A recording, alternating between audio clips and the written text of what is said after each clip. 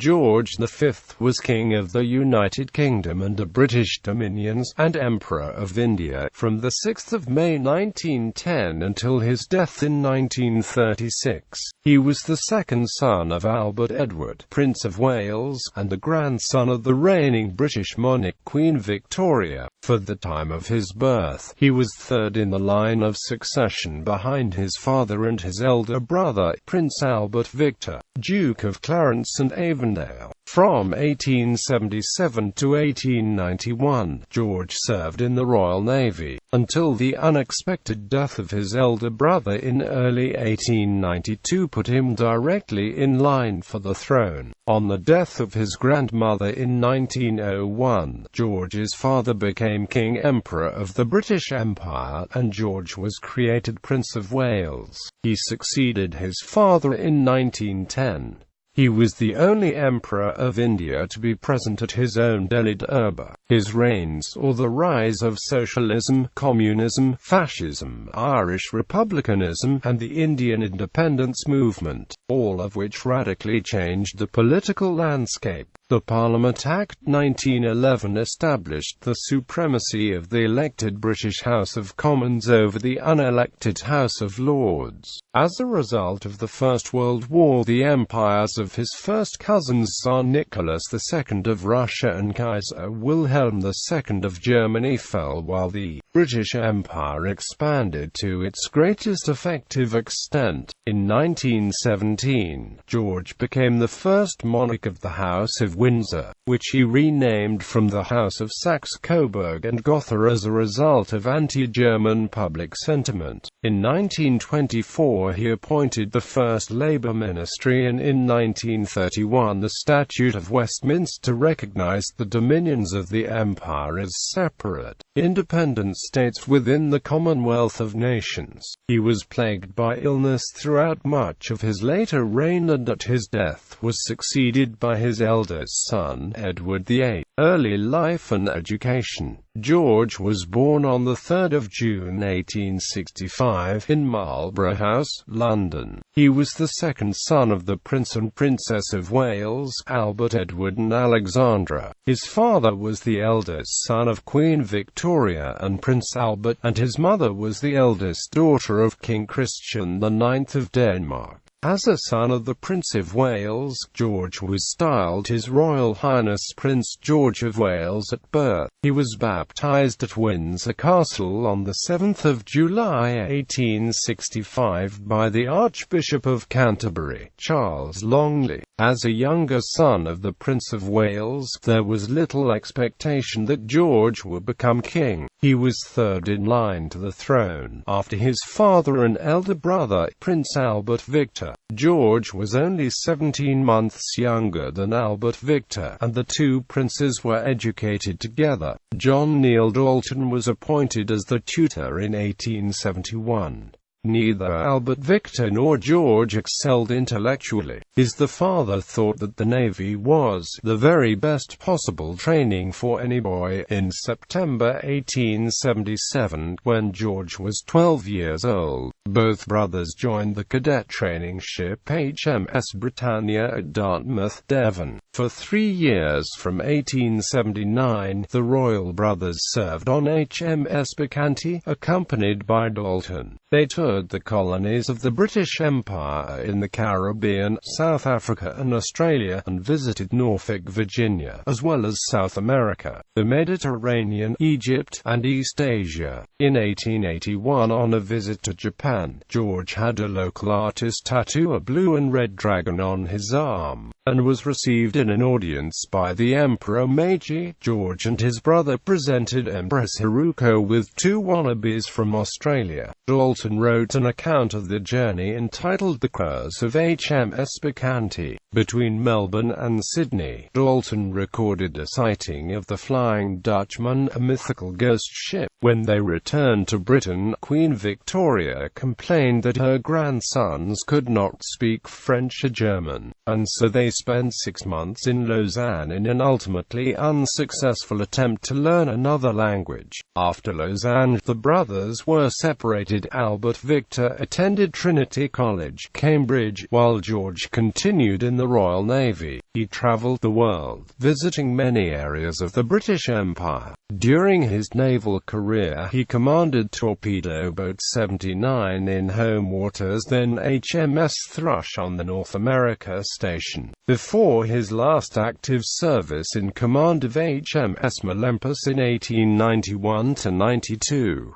From then on, his naval rank was largely honorary. Marriage. As a young man destined to serve in the Navy, Prince George served for many years under the command of his uncle, Prince Alfred, Duke of Edinburgh, who was stationed in Malta. There, he grew close to and fell in love with his uncle's daughter, his first cousin, Marie of Edinburgh. His grandmother, father and uncle all approved the match, but their mothers, the Princess of Wales and the Duchess of Edinburgh, both opposed it. The Princess of Wales thought the family was too pro-German, and the Duchess of Edinburgh disliked England. Marie's mother was the only daughter of Tsar Alexander II of Russia. She resented the fact that, as the wife of a younger son of the British sovereign, she had to yield precedence to George's mother, the Princess of Wales, whose father had been a minor German prince before being called unexpectedly to the throne of Denmark. Guided by her mother, Marie refused George when he proposed to her. She married Ferdinand, the heir to the King of Romania, in 1893. In November 1891, George's elder brother Albert Victor became engaged to his second cousin once removed, Princess Victoria Mary of Teck. She was known within the family as May, nicknamed after her birth month. May's father, Prince Francis, Duke of Teck, belonged to a morganatic cadet branch of the House of Württemberg. Her mother, Princess Mary Adelaide of Cambridge, was a male-line granddaughter of King George III and a first cousin of Queen Victoria. On the 14th of January 1892, 6 weeks after the formal engagement, Albert Victor died of pneumonia, leaving George second in line to the throne. Unlikely to succeed after his father, George had only just recovered from a serious illness himself after being confined to bed for 6 weeks with typhoid fever, the disease that was thought to have killed his grandfather Prince Albert. Queen Victoria still regarded Princess May as a suitable match for her grandson, and George and May grew close during the shared period of mourning. A year after Albert Victor's death, George proposed to May and was accepted. They married on the 6th of July 1893 at the Chapel Royal in St James's Palace, London. Throughout their lives, they remained devoted to each other. George was, on his own admission, unable to express his feelings easily in speech, but they often exchanged loving letters and notes of endearment. Duke of York. The death of his elder brother effectively ended George's naval career, as he was now second in line to succeed to the throne, after his father. George was created Duke of York, Earl of Inverness and Baron Killarney by Queen Victoria on the 24th of May 1892, and received lessons in constitutional history from J.R. Tanner. After George's marriage to May, she was styled Her Royal Highness the Duchess of York. The Duke and Duchess of York lived mainly at York Cottage, a relatively small house in Sandringham, Norfolk, where the way of life mirrored that of a comfortable middle-class family rather than royalty. George preferred a simple, almost quiet life in marked contrast to the lively social life pursued by his father. His official biographer, Harold Nicholson, later despaired of George's time as Duke of York, writing, "He may be all right as a young midshipman and a wise old king, but when he was Duke of York,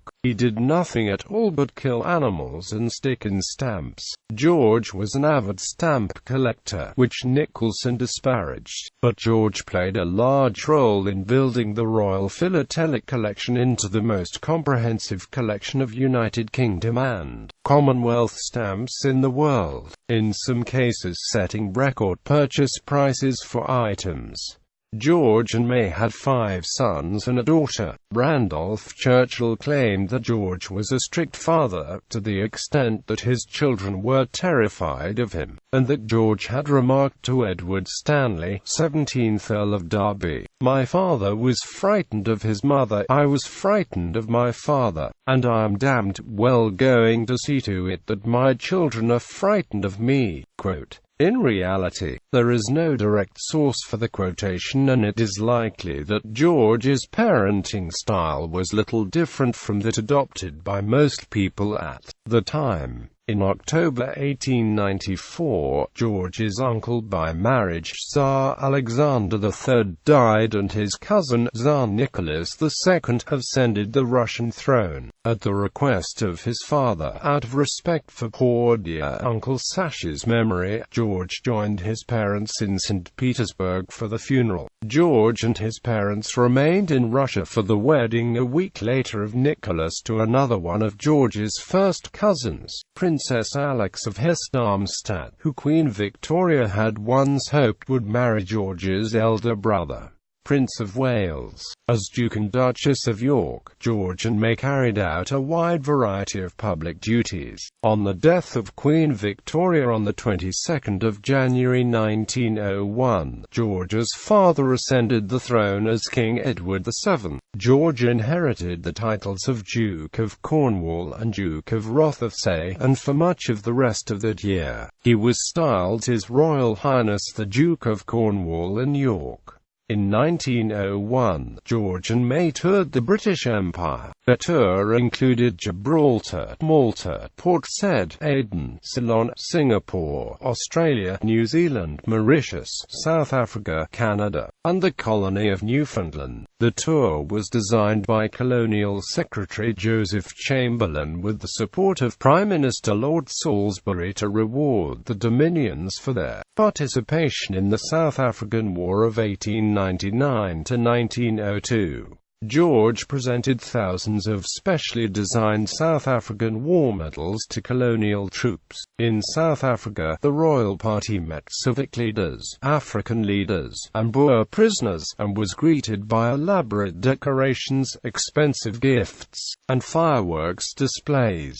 Despite this, not all residents responded favorably to the tour. Many white Cape Afrikaners resented the display and expense, the war having weakened the capacity to reconcile their Afrikaner Dutch culture with their status as British subjects. Critics in the English-language press decried the enormous cost at a time when families faced severe hardship. In Australia, the Duke opened the first session of the Australian Parliament upon the creation of the Commonwealth of Australia. In New Zealand, he praised the military values, bravery, loyalty, and obedience to duty of New Zealanders, and the tour gave New Zealand a chance to show off its progress, especially in its adoption of up-to-date British standards in communications and the processing industries. The implicit goal was to advertise New Zealand's attractiveness to tourists and potential immigrants, while avoiding news of growing social tensions.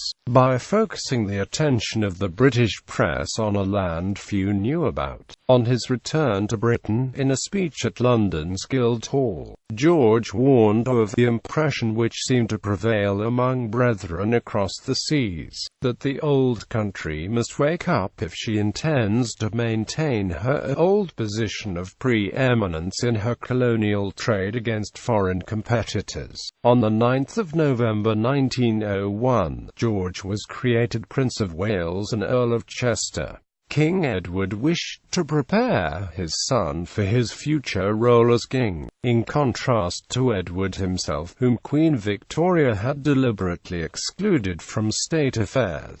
George was given wide access to state documents by his father. George in turn allowed his wife access to his papers, as he valued her counsel and she often helped write her husband's speeches. As Prince of Wales, George supported reforms in naval training, including cadets being enrolled at the ages of 12 and 13, and receiving the same education, whatever the class and eventual assignments. The reforms were implemented by the then Second Sea Lord, Jackie Fisher. From November 1905 to March 1906, George and May toured British India, where he was disgusted by racial discrimination and campaigned for greater involvement of Indians in the government of the country. The tour was almost immediately followed by a trip to Spain for the wedding of King Alfonso XIII to Victoria Eugenie of Battenburn, a first cousin of George, at which the bride and groom narrowly avoided assassination. A week after returning to Britain, George and May travelled to Norway for the coronation of King Haakon VII, George's cousin, and Queen Maud, George's sister.